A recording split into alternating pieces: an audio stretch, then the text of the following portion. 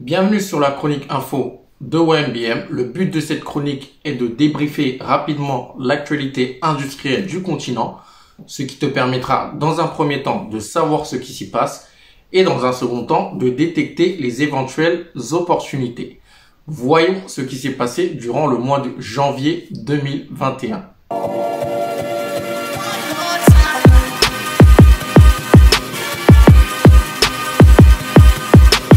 En 2021, la Banque mondiale table sur une croissance de 2,7% en Afrique subsaharienne. Donc c'est 1% de moins qu'en 2020. Et plusieurs pays pourraient se démarquer, comme par exemple le Rwanda qui passerait d'une décroissance de moins 0,2% à une croissance de 5,7%. La Côte d'Ivoire qui passerait de 1,8% à 5,6%. Ou encore le Kenya qui passerait de moins 1% à 6,9%. Donc cette croissance-là est soutenue notamment par le secteur agricole qui voit ses exportations augmenter. Donc, comme je l'ai toujours dit sur cette chaîne, l'agriculture est et restera un secteur pionnier en Afrique. Donc si vous investissez dans l'agriculture, une agriculture saine bien évidemment, vous serez forcément prospère. En parlant d'agriculture, l'Angola souhaite devenir un pays leader dans l'exportation de l'amidon de manioc. Et oui, il n'y a pas que des diamants ou du pétrole en Angola, et l'Angola souhaite justement se diversifier pour le prouver.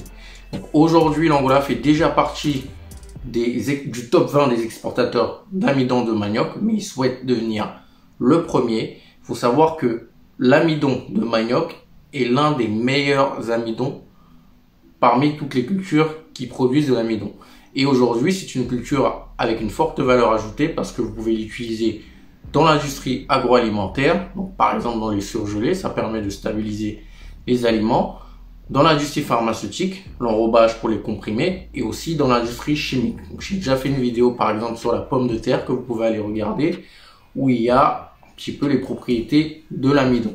Donc voilà une autre opportunité que vous pouvez saisir, donc vous lancez dans la culture du manioc ou d'autres cultures qui permettent de fabriquer de l'amidon parce que ce sont des cultures et c'est une matière qui aura de l'avenir.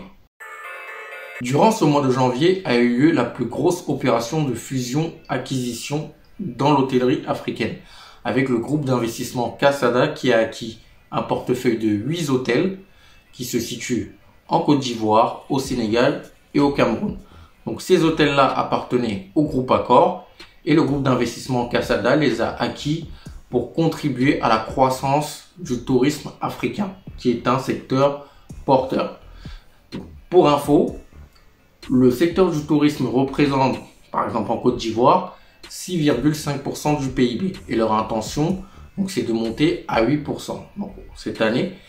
Et pour le Sénégal, ça représente 10% du PIB. Donc leur intention est également d'exploser ces 10%-là. Voilà aussi un secteur dans lequel vous pouvez investir en Afrique parce que le secteur du tourisme est un secteur porteur. Éthiopie.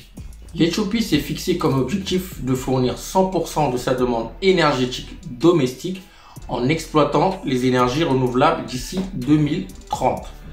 Et pour ce faire, l'entreprise nationale Ethiopian Electric Power vient d'acquérir 29 éoliennes.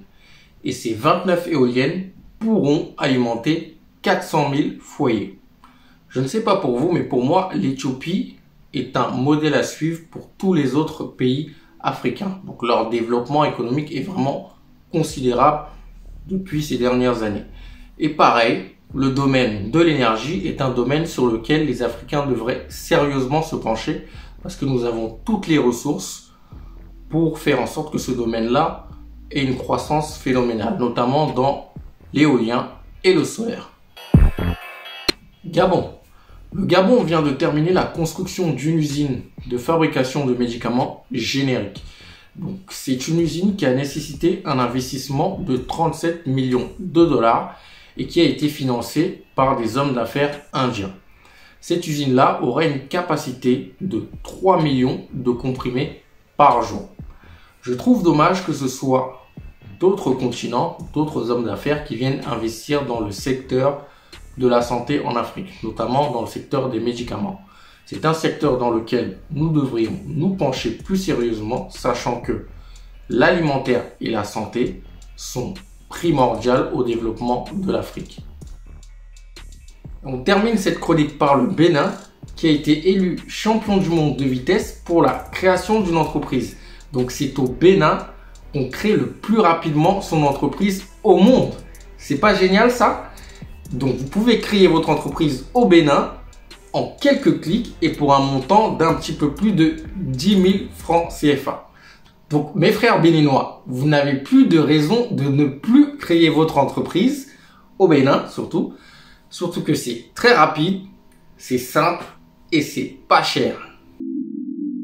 C'est la fin de cette chronique du mois de janvier 2021. J'espère qu'elle vous a plu et surtout qu'elle vous a donné des idées d'investissement en Afrique. D'ailleurs, dites-moi en commentaire quelle est l'idée la plus intéressante pour vous.